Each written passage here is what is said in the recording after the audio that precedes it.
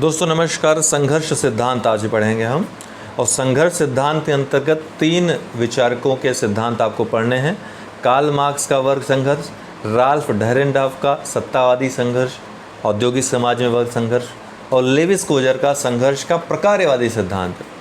तो तीनों सिद्धांतों को हम आज के इस वीडियो में, आज हम कार्ल मार्क्स का सिद्धांत पढ़ेंगे। पहले संघर्ष क्या होता है, संघर्षवादी सिद्धांत क्या है, इसके बारे में जान लीजिए। संघर्ष दोस्तों, जिस तरह से जीवन है तो मृत्यु है, दिन है तो रात है, इसी तरह सहयोग है तो संघर्ष भी है। अर्थात समाज के ही, अगर समाज एक सिक्का है तो उसके 2 पहलू हैं, एक सहयोग तो एक संघर्ष, और दोनों की ही विद्यमानता, दोनों के साहचर्य के साथ ही समाज परिवर्तन की तरफ और विकास की तरफ आगे बढ़ता है। अगर संघर्ष न करें, आप अपने ऊपर लीजिए, संघर्ष न करें तो क्या आप बचपन से युवावस्था तक पहुंच पाएंगे? भले ही उम्र आपकी बढ़ जाए, लेकिन क्या बौद्धिक विकास आपका संभव हो पाएगा? नहीं। आप इसके लिए पढ़ाई करते हैं, संघर्ष करते हैं, अपना विकास करने के लिए आप सिविल सर्विसेज की तैयारी करते हैं। वहाँ पर आपके हितों का टकराव तमाम कॉम्पिटिटर्स से होता है। तो संघर्ष भी है, सहयोग भी है। सहयोग की भावना क्या है कि हमको ऐसा, ये संघर्ष नहीं है किसी का सिर फोड़ दें आप। ये संघर्ष ऐसा है कि किसी की विजय पर आप दुखी नहीं होते, बल्कि उसको अप्रिशिएट भी करते हो, है ना, उससे सीख भी लेते हो।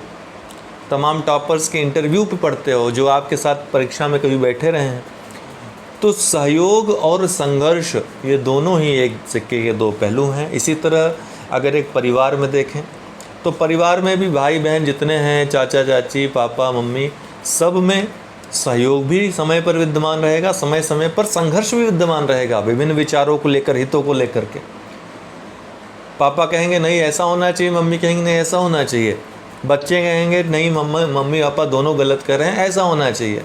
अंत में जो परिणाम होगा वो बहुत ही क्या होगा, बहुत शुद्ध परिणाम आएगा उसका। वो अच्छा भी हो सकता है, बुरा भी हो सकता है, प्रकारवादी भी हो सकता है, दुष्प्रकारवादी भी हो सकता है। तो बिना संघर्ष के और सहयोग के साहचर्य के पारिवारिक जीवन में आनंद, सच्चा जो आनंद होता है वो नहीं मिल पाएगा। अतः जितने भी हमने आपका उदाहरण दिए, चाहे आपका हो, समाज का हो, आपकी परीक्षाओं संबंधित हो, ये सभी उदाहरण समाज के संदर्भ में भी सही होंगे, विश्व के संदर्भ में भी सही होंगे। और यही मनुष्य का संघर्ष का सिद्धांत कहा जाता है। इसके संदर्भ में ही जो सिद्धांतकारों ने दिए हैं उनको संघर्षवादी सिद्धांत कहते हैं। किसी ने हमेशा संघर्ष ही बताया है समाज में, और किसी ने संघर्ष को जरूरी बताया है समाज के लिए, समाज के उत्थान के लिए, जिसको संघर्ष का प्रकारवादी सिद्धांत आप कहेंगे। तो ये सभी, किसी ने परिवर्तन के लिए संघर्ष को जरूरी बताया है, किसी ने विकास के लिए संघर्ष को जरूरी बताया है। और ये संघर्ष विभिन्न रूपों में आपको देखने को मिलता होगा। व्यक्ति में संघर्ष देखने को मिलता होगा, जिनमें आपस में पटती नहीं होगी, है ना। ऐसा नहीं कि सिर फोड़ लेते होंगे, लेकिन अक्सर देखते होंगे अवॉइड करते होंगे एक दूसरे के काम में कहीं न कहीं से टांग लड़ाते होंगे। व्यक्तिगत संघर्ष, इसके कई कारण हो सकते हैं। जात में संघर्ष देखने को मिलता होगा, जिनको प्रजाति संघर्ष भी कहते हैं। विभिन्न जातियों में, विभिन्न वर्गों में संघर्ष देखने को मिलता है, जिनको वर्ग संघर्ष कहते हैं। राजनीतिक पार्टियों में संघर्ष आपको देखने को मिलता होगा। अंतर संघर्ष भी देखने को मिलता होगा, एक ही पार्टी के अंदर विभिन्न लोगों में संघर्ष, मतों को लेकर भिन्नता। इसके अलावा अंतर्राष्ट्रीय स्तर पर संघर्ष देखने, भारत चाइना, भारत पाकिस्तान, इजराइल फिलिस्तीन, तमाम तरह के संघर्ष आपको देखने को मिलते होंगे। हिंसात्मक अहिंसात्मक दोनों तरह के संघर्ष देखने को मिलते होंगे। जिस तरह संघर्ष कई कारण होते हैं, संघर्ष के कई रूप होते हैं, उसी तरह संघर्ष के कई कारण भी होते होंगे। जैसे व्यक्तिगत भिन्नताएं हमने आपको बताई, जिसके कारण कि व्यक्तिगत संघर्ष आपको देखने को मिलते हैं। सांस्कृतिक भिन्नताएं होती हैं, विचारधारात्मक भिन्नताएं होती हैं, स्वार्थों में एक दूसरे के भिन्नताएं होती हैं। जब हित आपस में टकराते हैं, 2 देशों के, 2 लोगों के, 2 राज्यों के, 2 संस्थाओं के, तब भी संघर्ष देखने को मिलेगा, क्योंकि परस्पर हित साधने का प्रयास करेंगे दोनों। ऐसा नहीं कि तुम ले लो मैं छोड़ दूंगा, ऐसा तो भावना होती नहीं हमेशा। सामाजिक परिवर्तन का भी विरोध, अगर आप कोई परिवर्तन, जैसे कोई संविधान में संशोधन करना चाहें, जैसे हालिया हुए जब कश्मीर में जम्मू कश्मीर संबंधी जो संशोधन हो रहे थे, आपको संघर्ष देखने को मिला उसमें भी तमाम तरह का, सोशल मीडिया पे, अन्य स्थानों पर। तो संघर्ष विभिन्न रूपों में विभिन्न कारणों से विद्यमान होता ही होता है। अब हम मार्क्स का वर्ग संघर्ष सिद्धांत की बात करें दोस्तों, तो मार्क्स ने, आइए स्लाइड में आते हैं, मार्क्स ने अपने वर्ग संघर्ष का जो सिद्धांत दिया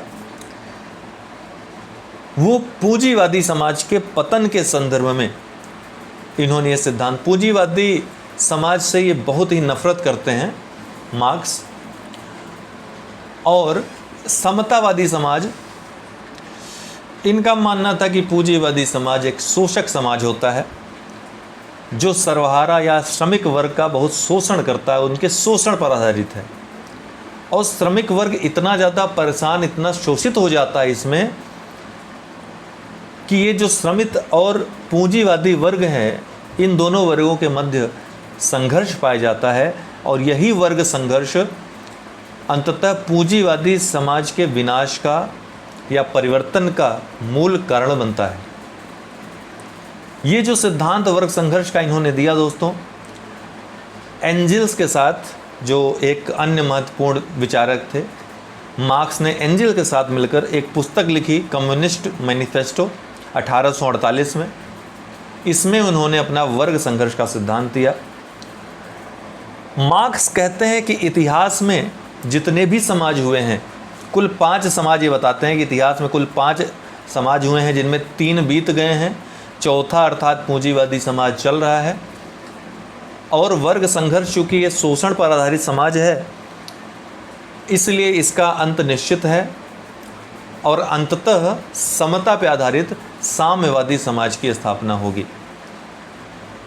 हालांकि इनके वर्ग संघर्ष सिद्धांत की एक बुराई यह है कि इन्होंने पूरे संघर्ष की केवल एक तरह से व्याख्या की है, एक ही आधार पर व्याख्या की है। इनका कहना है कि वर्ग संघर्ष जो विद्यमान होता है विभिन्न समाजों में, इतिहास के जितने भी समाज हुए हैं, आर्थिक संसाधनों के आधार पर ही, आर्थिक व्यवस्था के आधार पर ही समाज में वर्ग पाए गए हैं, जो कि कई आप देख सकते हो सांस्कृतिक आधार पर वर्ग होते हैं, विभिन्न वर्ग पाए जाते हैं, कार्य के आधार पर बहुत सारे वर्ग होते हैं, ठीक है, अन्य आधारों पर भी वर्ग पाए जाते हैं समाज में, ठीक है, सांस्कृतिक आधार पर वर्ग पाए जाते हैं, भाषा के आधार पर भी वर्ग पाए जाते हैं, तो जो कि धार्मिक वर्ग कई पाए जाते हैं, जो कि इनके इस सिद्धांत की कमी को भी साथ में बताता है। हालांकि अभी हमको पहले सिद्धांत पढ़ना है, बाद में कमियों की बात करेंगे।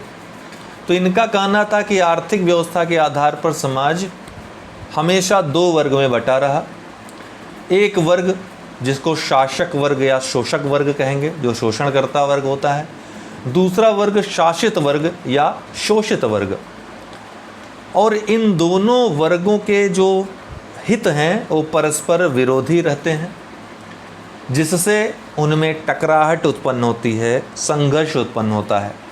इसलिए दोनों विरोधी वर्ग के अंतर्गत आते हैं, एक दूसरे के विरोधी वर्ग होते हैं, और इन दोनों में स्वार्थों की टकराहट होती है, जिसकी वजह से सदैव इनमें संघर्ष विद्यमान होता है। इसी संघर्ष को जब हवा मिल जाती है, जब चरम सीमा पहुंच जाता है, तो परिवर्तन हो जाता है समाज में और एक नए समाज की स्थापना होती है। मार्क्स और एंजिल्स के अनुसार इतिहास के 5 प्रकार के इतिहास में समाज पाए जाते हैं, जिनमें 3 बीत गए हैं। आदिम समाज, प्राचीन समाज और सामंतवादी समाज ये बीत गए हैं। चौथा चल रहा है, अर्थात पूंजीवादी समाज चल रहा है, और 5वां जो है आने वाला है।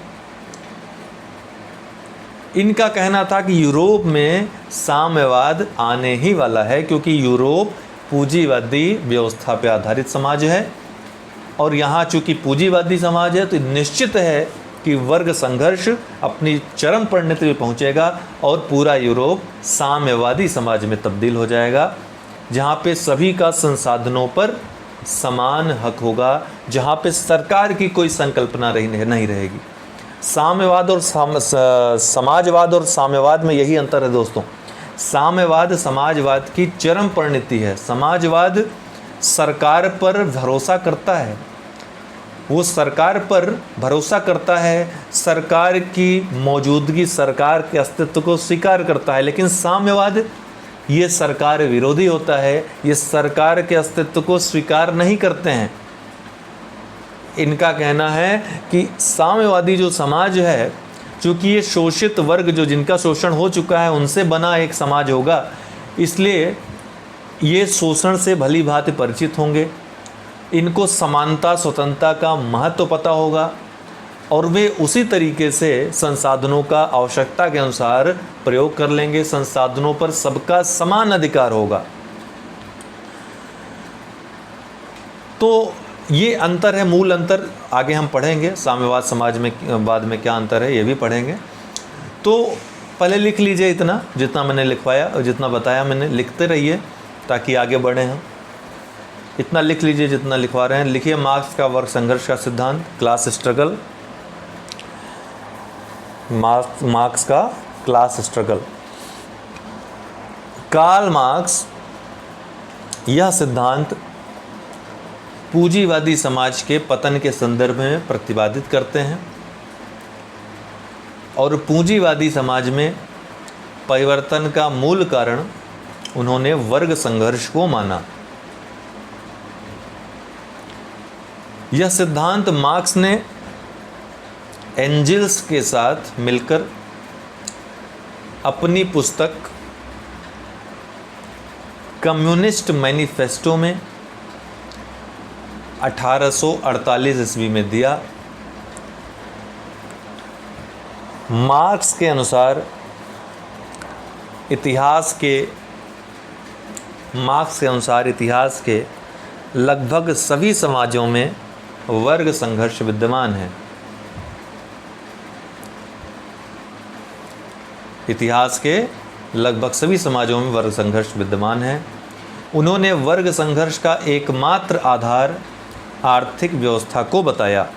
ये एकमात्र आर्थिक व्यवस्था जो है, आर्थिक संसाधनों पर नियंत्रण को लेकर ही वर्ग संघर्ष होते हैं। तो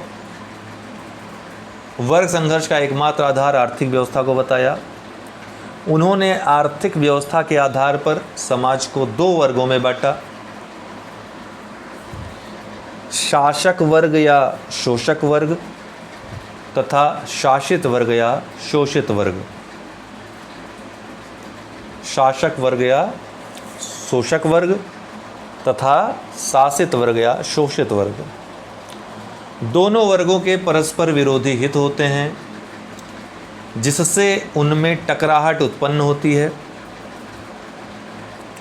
इसलिए दोनों विरोधी वर्ग के अंतर्गत आते हैं और इन दोनों में स्वार्थों की टकराहट की वजह से सदैव वर्ग संघर्ष विद्यमान होता है। सदैव वर्ग संघर्ष विद्यमान होता है। पैरा चेंज कर दीजिए। मार्क्स के अनुसार या मार्क्स और एंजिल्स के अनुसार लिख लीजिए, दोनों लिख सकते हैं ज़रूरत के अनुसार। मार्क्स के अनुसार या मार्क्स और एंजिल्स के अनुसार इतिहास में 5 प्रकार के समाज हैं। 3 बीत चुके हैं, चौथा चल रहा है और 5वां जो है आने वाला है। अर्थात यूरोप में साम्यवाद के बादल छाए हुए हैं जो कभी भी बरस सकते हैं, जो कभी भी बरस सकते हैं। तो समाज के विकास के संदर्भ में, वर्ग संघर्ष के संदर्भ में इन्होंने 5 प्रकार के समाज बताए। अब टॉपिक वाइज लिख लीजिए। पहला आदिम समाज लिखिए। पहला आदिम समाज। चूँकि इन्होंने कहा है कि आर्थिक व्यवस्था के आधार पर ही हमेशा वर्ग विद्यमान रहे हैं, इसलिए लिखिए पहला आदिम समाज। हेडिंग डालिए। इस समय या यहाँ कोई आर्थिक व्यवस्था नहीं थी, अतः कोई वर्ग नहीं था, अतः वर्ग संघर्ष भी नहीं पाया जाता था।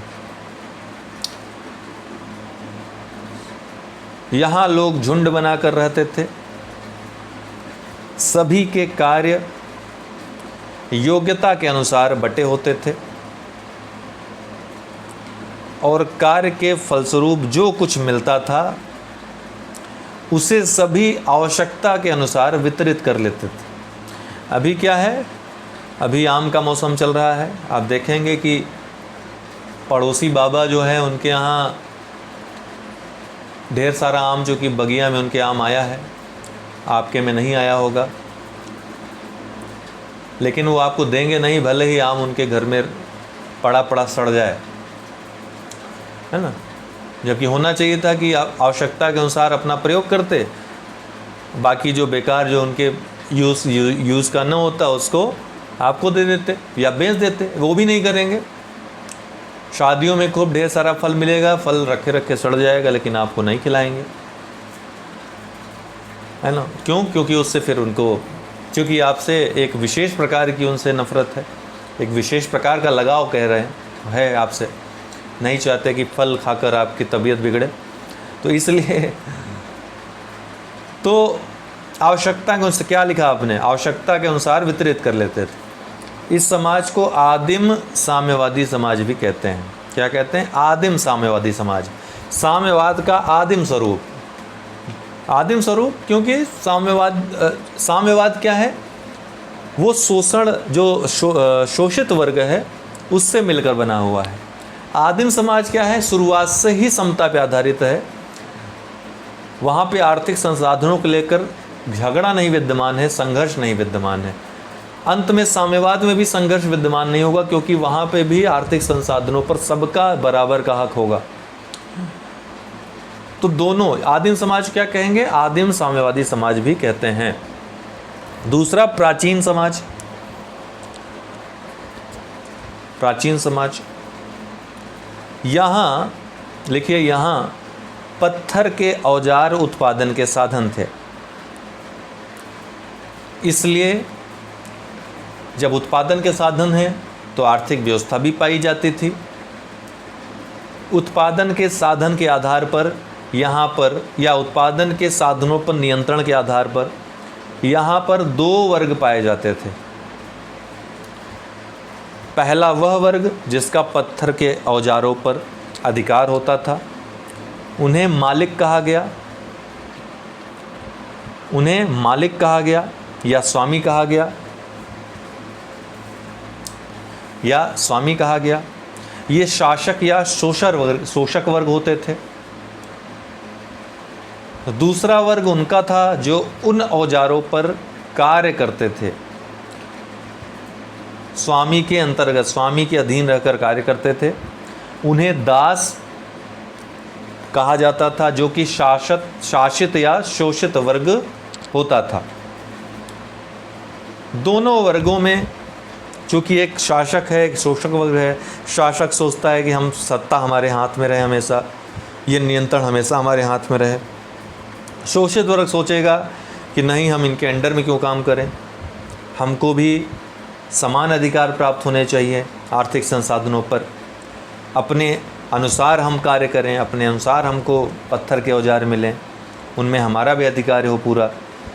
तो हितों में क्या होगा? आपस में टकराव। तो दोनों वर्गों में स्वार्थ पाया जाता था और इन्हीं स्वार्थों की टकराहट के कारण वर्ग संघर्ष जन्म लेता था। फिर तीसरा समाज आया, सामंतवादी समाज। लिखिए, सामंतवादी समाज। यहाँ भूमि उत्पादन के साधन एवं आर्थिक व्यवस्था के रूप में कार्य करती थी। यहाँ भूमि उत्पादन का साधन एवं आर्थिक व्यवस्था के रूप में कार्य करती थी। यहाँ पर दो वर्ग पाए जाते थे। पहला, जिनका ज़मीन पर अधिकार होता था, जिनको जमींदार वर्ग कहा गया। ये शासक या शोषक वर्ग के अंतर्गत आते थे। और दूसरा वर्ग किसानों का, जो इनकी भूमि पर खेती करते थे, जो शासित या शोषित वर्ग के अंतर्गत आते थे। आपने बहुत पढ़ा होगा, जमींदारों ने बहुत किसानों का शोषण किया, खासकर अंग्रेज़ों के टाइम में। तो दोनों वर्गों के स्वार्थों में टकराहट होती है, जिसके कारण वर्ग संघर्ष होता था। जिसके कारण वर्ग संघर्ष होता था। तो इस तरह से आपने देखा जैसे जैसे बौद्धिक विकास होता गया समाज का, पहले आदिम समाज, ठीक है, फिर बौद्धिक विकास हुआ तो प्राचीन समाज, जहाँ पत्थर के औजार उत्पादन के साधन बने, यहाँ पे मालिक और दास दो वर्ग पाए गए, वर्ग संघर्ष उत्पन्न हुआ। फिर बौद्धिक विकास के फलस्वरूप एक नए समाज की स्थापना हुई, सामंतवादी समाज की, जहाँ पे भूमि या कृषि उत्पादन का साधन हुई और इस पर नियंत्रण को लेकर जमींदार और किसान वर्ग बने। इन दोनों वर्ग में संघर्ष विद्यमान रहा। इसके बाद बौद्धिक विकास के फलस्वरूप जब नई नई मशीनों, नए नए औजारों का प्रयोग होना इस्तेमाल हुआ, उत्पादन के नए नए साधन आए, उत्पादन में तीव्रता आई, तो पूंजीवादी समाज के रूप में एक नए समाज की स्थापना हुई। तो पूंजीवादी समाज लिखिए, पूंजीवादी समाज। चौथा लिखिए पूंजीवादी समाज। यहाँ बड़ी बड़ी मशीनें एवं उद्योग उत्पादन के साधन उत्पादन के साधन के रूप में कार्य करते हैं। यहाँ पर दो वर्ग पाए जाते हैं, दो वर्ग पाए जाते हैं। पहला पूंजीपति वर्ग, जिनका उत्पादन के साधनों पर नियंत्रण या स्वामित्व होता है। ये शासक या शोषक वर्ग हैं। दूसरा श्रमिक या सर्वहारा वर्ग, जो शासित या शोषित वर्ग कहे जाते हैं। शासक वर्ग द्वारा या पूंजीपति वर्ग द्वारा शासित वर्ग या सर्वहारा वर्ग का शोषण किया जाता है, क्योंकि पूंजीवादी जो समाज है शोषण पर आधारित व्यवस्था है। दोनों वर्गों के स्वार्थों में टकराहट होने की वजह से वर्ग संघर्ष पाया जाता है। किंतु पूंजीवाद इस संदर्भ में अन्य समाजों से अलग है कि यहाँ वर्ग संघर्ष चरम सीमा पर पहुंच जाता है, क्योंकि यहाँ पे शोषण भी चरम सीमा पर होता है। दो तरह का शोषण यहाँ देखने को मिलता है। पहला जो आप आज देख रहे होंगे, एक तो श्रमिकों की छटनी, मशीनें आएंगी, रोबोट्स आएंगे, श्रमिकों की छटनी होगी। और दूसरा जो एक अलग तरह का जो सबसे ज़्यादा देखा गया शोषण, वो ये कि काम के घंटे बढ़ा दिए गए, लेकिन जो श्रम दिया जाता था जो आय होती थी, जो पेमेंट की जाती थी, वो उतनी ही रहती थी, उसमें बढ़ोतरी नहीं की गई। तो काम के घंटे बढ़ा दिए गए, उत्पादन ज़्यादा से ज़्यादा हो, जो कि लाभ पे आधारित व्यवस्था है पूंजीवादी समाज। तो यहाँ पे आप देख रहे हैं दो धारी तलवार है। पूंजीवादी जो समाज है, पूंजीवादी व्यवस्था दो धारी तलवार है, जो लाभ पर आधारित है एक विशेष वर्ग के, पूंजीवादी वर्ग के, और लाभ पर इस आधारित होकर के उत्पादन के साधनों पर चूंकि नियंत्रण है पूरी तरीके से, श्रमिकों का यहाँ पर दो तरीके से शोषण होता है। इस तरह से शोषण की यहाँ पर जो पराकाष्ठा है वो देखने को मिलती है। तो आपने कहाँ तक लिखा कि अंतिम परिणति कहाँ तक आपने लिखा है? दोनों वर्गों के स्वार्थों में टकराहट होती है, जिसके कारण वर्ग संघर्ष पाया जाता है। किंतु पूंजीवादी समाज में वर्ग संघर्ष चरम सीमा पर पहुंचता है और जिसके फलस्वरूप क्रांति हो जाती है, जिससे पूंजीवादी समाज नष्ट हो जाता है और साम्यवादी समाज की स्थापना होती है। अतः मार्क्स के वर्ग संघर्ष की अंतिम परिणति साम्यवादी समाज की स्थापना करना है। पैराग्राफ चेंज करिए। पैराग्राफ चेंज करिए, लिखिए किंतु ये वर्ग संघर्ष चरम सीमा पर किन कारणों से पहुंचता है, इसकी व्याख्या मार्क्स ने इस प्रकार से किया है। लिखिए, इस प्रकार से किया है। इसके लिए उन्होंने यूरोप के पूंजीवादी समाज का अध्ययन किया। यहाँ पूंजीवादी समाज उत्पादन के साधन के आधार पर दो वर्गों में बटा था, पूंजीपति और सर्वहारा वर्ग। जैसा आपने देखा भी, पूंजीपतियों का एकमात्र उद्देश्य अधिक से अधिक लाभ कमाना था। इसके लिए पूंजीपतियों ने दो तरीकों का प्रयोग किया। इन्होंने श्रमिकों की संख्या में कटौती कर दी, क्योंकि वे अपनी फैक्ट्री में अधिक उत्पादन के लिए, अधिक और शीघ्र उत्पादन के लिए बड़ी बड़ी मशीनों और नई तकनीकी यंत्रों का प्रयोग करने लगे।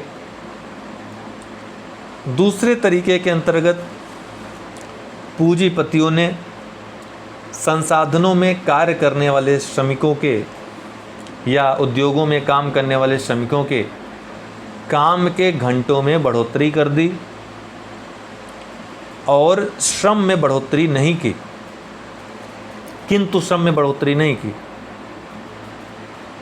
या आय में बढ़ोतरी नहीं की। इससे कम लागत में अधिक वस्तुओं का उत्पादन होता था, किंतु श्रमिकों का अत्यधिक शोषण होता था।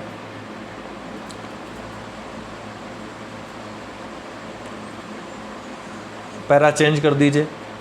अधिक लाभ के लिए पूंजीपति वर्ग आर्थिक मंदी का चक्र चला देते थे,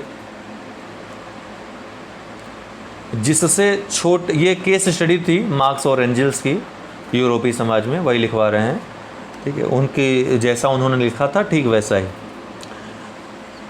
तो अधिक लाभ के लिए पूंजीपति वर्ग आर्थिक मंदी का चक्र चला देते थे, जिससे छोटे पूंजीपति वर्ग या छोटे जो पूंजीपति होते थे, जो छोटे उद्योग कर्मी होते थे, छोटे उद्योगपति होते थे, उनको काफ़ी आर्थिक हानि होती थी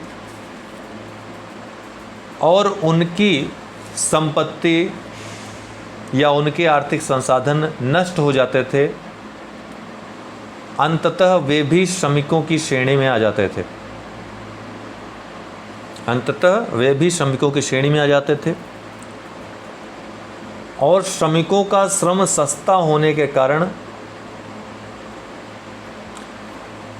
मूलभूत आवश्यकताओं जैसे रोटी, कपड़ा और मकान की पूर्ति भी करना कठिन हो जाता था।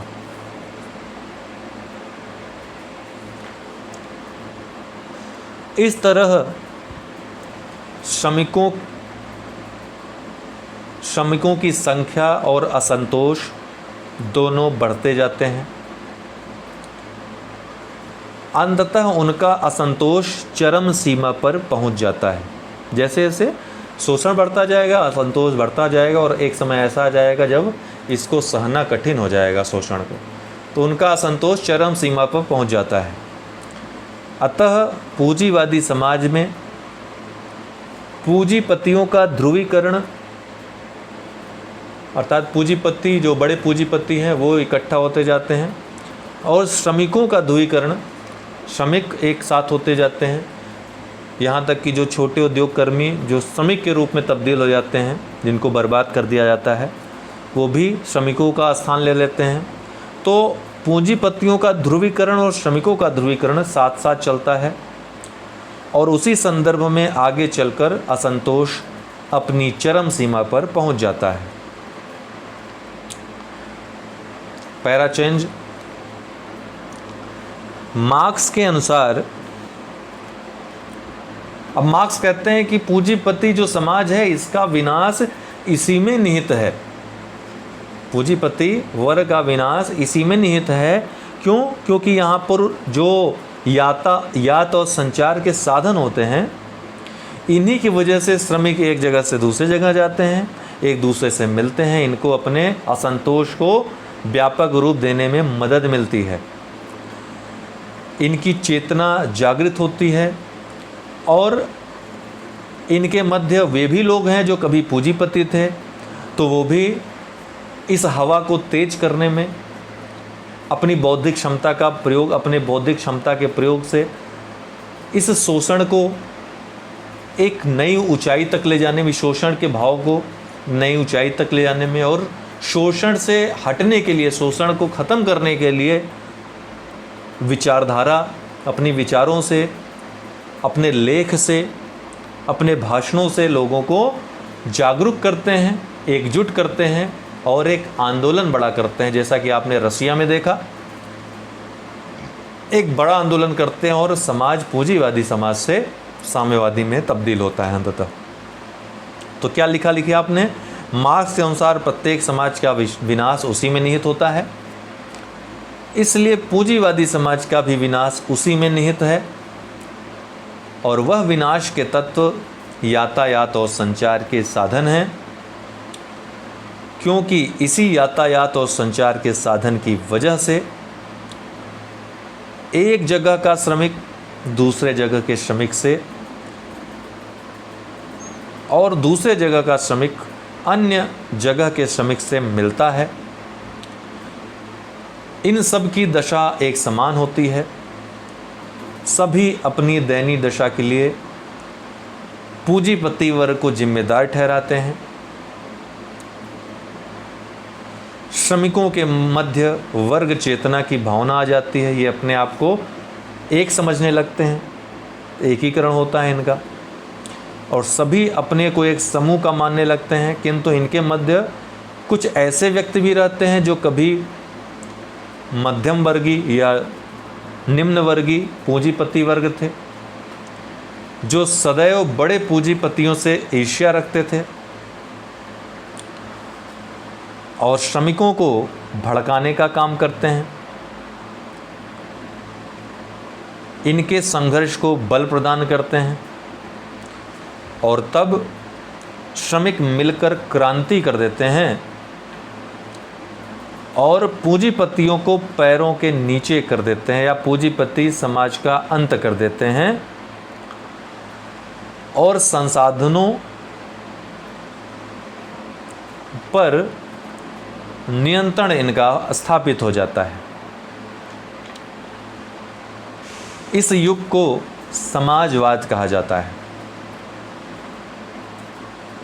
अथवा सर्वहारा के प्रभुत्व का युग, अर्थात सर्वहारा के अधिनायकत्व का युग कहा जाता है। और यह समाजवाद का पहला चरण है। यह समाजवाद का पहला चरण है। पैराग्राफ चेंज कर दीजिए। यह सर्वहारा या श्रमिक वर्ग शोषण के परिणाम को जानता है, इसलिए वह पूंजीपतियों की तरह शोषण नहीं करेगा। इसलिए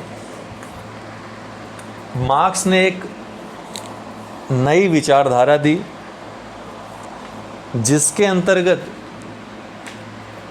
संसाधनों पर पूरे समूह का अधिकार होगा और सभी योग्यता के आधार पर कार्य करेंगे और संसाधनों से लाभ को आवश्यकता के अनुसार आपस में बांट लेंगे। इसे साम्यवादी विचारधारा कहा जाता है। और इस विचारधारा पर आधारित जो समाज होता है उसके साम्यवादी समाज कहते हैं। यह समाजवाद का दूसरा या अंतिम चरण है।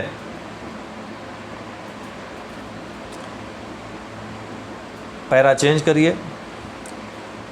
मार्क्स के अनुसार बिना समाजवाद की सीढ़ी पर चढ़े साम्यवाद तक नहीं पहुंचा जा सकता है। इनके अनुसार साम्यवाद और समाजवाद की स्थापना सर्वहारा वर्ग ही कर सकता है, क्योंकि धरती पर सबसे दलित और शोषित वर्ग यदि कोई है तो वह है सर्वहारा वर्ग।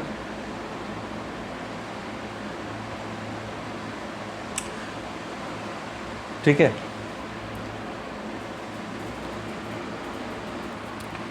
निष्कर्षतः वर्ग संघर्ष की अंतिम परिणति साम्यवादी समाज की स्थापना करना था। इस सिद्धांत का उद्देश्य यही था कि जो पूंजीपति समाज है, जो कि शोषण पर आधारित समाज है, ये नष्ट हो और एक समानता पर आधारित समाज की स्थापना हो, जहाँ शोषण का कोई नामो निशान न हो। यहाँ तक कि साम्यवादी विचारधारा के मानने वाले लोग या साम्यवाद सरकार के अस्तित्व को नकारता है। सरकार भी कहीं न कहीं शोषण करती है, तो शोषण की कोई व्यवस्था ही जहाँ न हो वो है साम्यवाद। समाजवाद में सरकार की संकल्पना पाई जाती है, मान्य है सरकार उसमें, इसलिए वहाँ शोषण कहीं न कहीं विद्यमान होगा। लेकिन जब समाज के सभी लोग जागरूक रहेंगे, आवश्यकता के अनुरूप एक दूसरे पर संसाधनों को थोपेंगे नहीं, एक दूसरे से बांटेंगे, जब ऐसी समझ होगी लोगों में, तो सरकार की ज़रूरत ही नहीं होगी, किसी प्रकार के नियंत्रण की ज़रूरत ही नहीं होगी, और ऐसा समाज समानता पे आधारित, सहयोग पे आधारित समाज होगा, जो कि साम्यवादी समाज होगा, जो समाजवाद का ही अंतिम चरण है। इनके इस सिद्धांत की आलोचना भी हुई है। आलोचकों के अनुसार मार्क्स ने वर्ग संघर्ष का विश्लेषण केवल आर्थिक आधार पर किया है और वर्ग संघर्ष के अन्य रूपों जैसे जातीय संघर्ष, प्रजातीय संघर्ष, सांस्कृतिक संघर्ष आदि की उपेक्षा की है।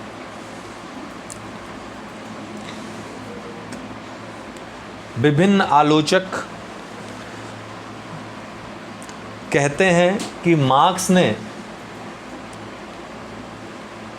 प्रत्येक समाज में दो ही वर्गों का जिक्र किया है और मध्यम वर्ग की उपेक्षा की है। मध्यम वर्ग की उपेक्षा की है, मध्यम वर्ग को महत्व ही नहीं दिया अपने सिद्धांत में कि मध्यम वर्ग किसके साथ जाएगा, शोषित वर्ग के साथ जाएगा या शोषक वर्ग के साथ जाएगा।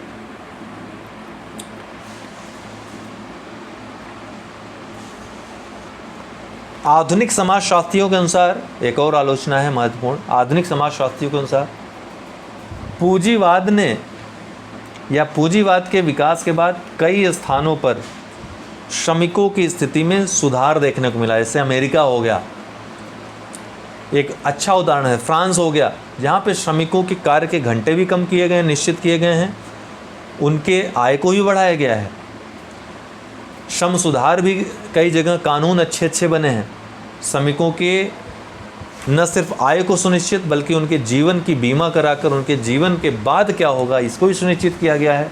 तो पूंजीवादी समाज के विकास के बाद कई स्थानों पर श्रमिकों की स्थिति में सुधार भी देखने को मिला है। इसलिए यह कहना कि पूंजीवादी समाज पूर्णतया शोषण पर आधारित समाज है, यह कथन प्रासंगिक नहीं है। ये आलोचना थी। अब लिखिए, निष्कर्षतः यह सिद्धांत समाज में व्याप्त शोषण, अन्याय और इससे उत्पन्न संघर्ष की प्रक्रियाओं का में विश्लेषण हेतु एक उपकरण प्रदान करता है। संघर्ष की प्रक्रियाओं में विश्लेषण के लिए उपकरण प्रदान करता है या आधार प्रदान करता है। यह सिद्धांत सामाजिक परिवर्तन एवं विकास की प्रक्रिया में आर्थिक पक्षों को समझने में एक महत्वपूर्ण अंतर्दृष्टि प्रस्तुत करता है कि किस तरह से आर्थिक संसाधनों पर नियंत्रण को लेकर दो व्यवस्थाएं उत्पन्न होती हैं, दोनों में हितों को लेकर टकराव होता है, किस तरह का शोषण, किस तरह का अन्याय पाया जाता है और अन्याय से निकलने के लिए क्या करना चाहिए, एक आधार प्रस्तुत करता है। जो शोषित वर्ग, जो श्रमिक वर्ग हैं, उनके लिए ये एक देवता के रूप में ये सिद्धांत कार्य करता है। इसीलिए मार्क्स को सर्वहारा वर्ग का देवता भी कहा जाता है। ये लिख लीजिएगा, मार्क्स को सर्वहारा या श्रमिक वर्ग का देवता भी कहा जाता है। तो ये है कार्ल मार्क्स का सिद्धांत वर्ग संघर्ष का।